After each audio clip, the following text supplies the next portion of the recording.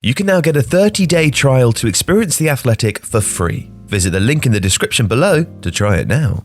In April 2000, having missed almost 6 months of football through a ruptured knee tendon, Ronaldo, the great Brazilian forward, made his long-awaited comeback.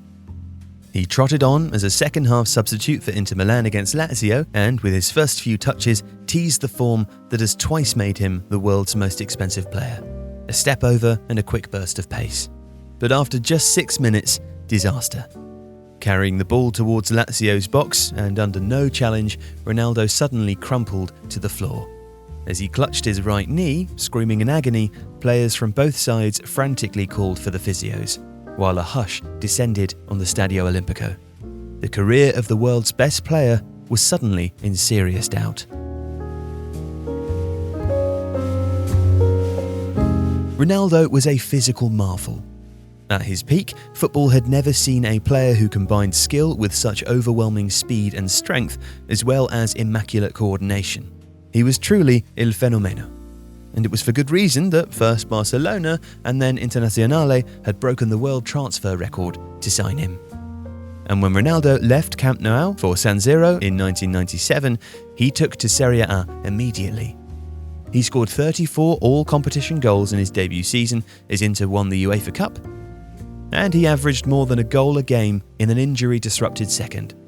The first significant injury, the tear in his knee tendon, occurred in November 1999, in the first half of a game against Lecce.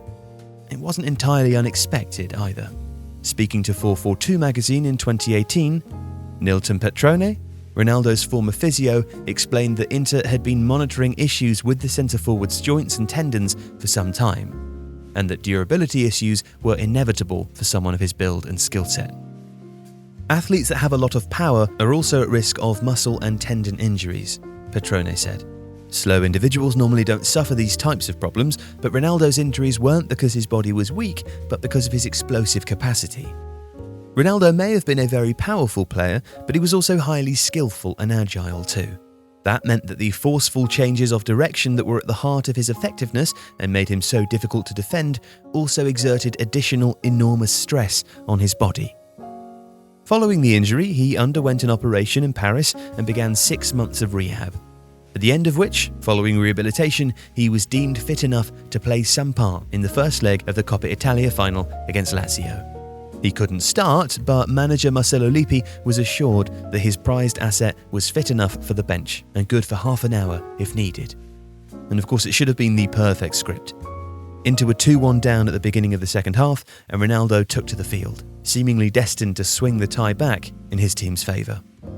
But the comeback would barely last for 5 minutes. Lying broken on the pitch, with his face contorted in agony, Ronaldo was comforted by players from both sides. Like the quiet of the stadium, the scenes described his status in the game, the injury difficulties that he'd already experienced, and his transcendent place in Italian football at the time. The injury was every bit as horrific as it looked. His kneecap tendon had torn completely. It had exploded, remembered Nilton Petrone. His kneecap ended up in the middle of his thigh. He was stretchered from the pitch in tears and taken to hospital, and he wouldn't see a football pitch again until September 2001. It was sheer agony. It was a very tough period, Ronaldo reflected in an interview with FIFA.com. Alongside grueling 9-hour-day rehabilitation sessions, which he described as endless torture, Ronaldo, who became a father for the first time during his recovery, endured a media commentary which insisted that if he returned at all, he would surely never be the same player again. How could he?